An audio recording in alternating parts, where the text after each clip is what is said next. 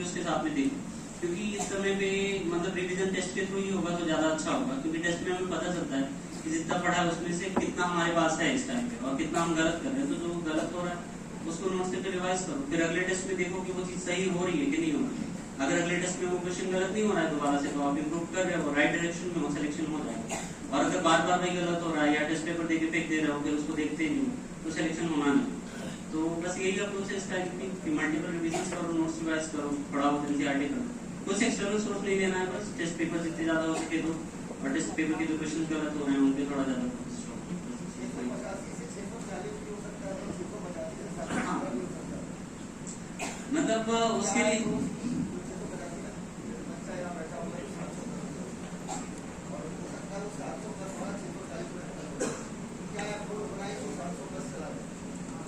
एक अप्रोच यही है कि अगर आप 660 के ऊपर या 650 के ऊपर जा रहे हो तो इतनी एबिलिटी है, इतना आप पढ़ के गए होते हो कि 700 नंबर कर सकते हो।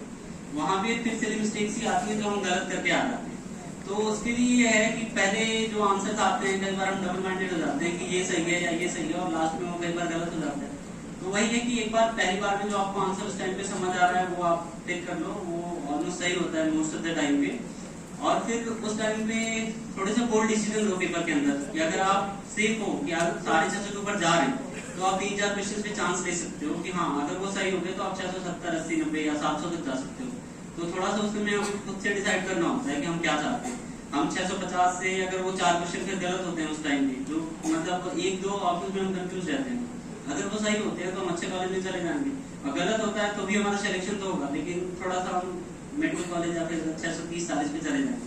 तो वो आपको डिसाइड करना होगा कि आप उस टाइम पे क्या करना चाहते हो। बाकी अप्रोच थोड़ी सी वहाँ पे बोल्ड रखना, डरना मत पेपर के अंदर, क्योंकि मोस्ट ऑफ द टाइम जो हम पढ़े होते हैं अगर आप 650 कर रहे हो तो उसके ऊपर जाने पे ही रहता है कि वो चीजें सही हो जाती है, क्योंकि एट रैंडम हम ऑप्शन टिक नहीं कर रहे होते उस टाइम पे, कुछ ना कुछ लॉजिक लगा के कई बार आंसर आ जाते हैं। तो ये ट्राई कर सकते हैं उस टाइम पे जाके।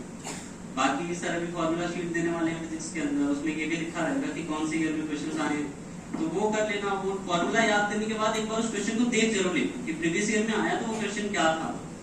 और एक अप्रोच जो कैलकुलेशन की होती है, क्योंकि फिजिक्स के अंदर कैलकुलेशन गलत हो जाते हैं, उसके लिए अगर अभी टाइम मिल पाता तो सबसे अच्छी चीज ये है कि प्रीवियस ईयर के जो क्वेश्चन आए जिनमें कैलकुलेशन टफ है उसका केवल कैलकुलेशन वाला पार्ट ही सॉल्व करो, क्योंकि अप्रोच तो आ रही होती है कि कैसे करना है, लेकिन कैलकुलेशन की वजह से वो क्वेश्चन गलत हो जाता है। तो उस टाइम पे बस ये देख लो कि हाँ वो जो कैलकुलेटिव अप्रोच है वो आप उतना ही नोट डाउन कर लो, सॉल्व पेपर से निकाल लो और फिर खुद से सॉल्व करके देखो वहाँ पे। और मोबाइल से कोई भी कैलकुलेशन मत करना इस टाइम पे जाकर के, जितना ज्यादा हो खुद से कैलकुलेशन करो और थोड़ी सी स्पीड ज्यादा रखो फिजिक्स के अंदर, और उसके लिए मतलब रिविजन सी चाहिए, तो यही कर सकते हैं।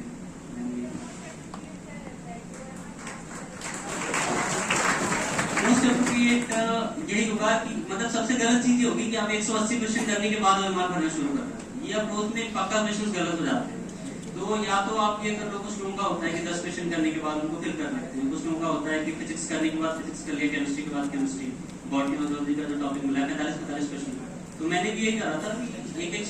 एक सेक्शन करने के बाद कर लिया था, क्योंकि उसमें फिर स्ट्रेस थोड़ा कम रहता है। और जिन क्वेश्चंस पे डाउट है कि हमें एक बार और देखना है, उनको बोला मत करो, उनको पहले पेज पे लिख के रखो कि हाँ हम इसे एक बार देख लेंगे, उसके बाद से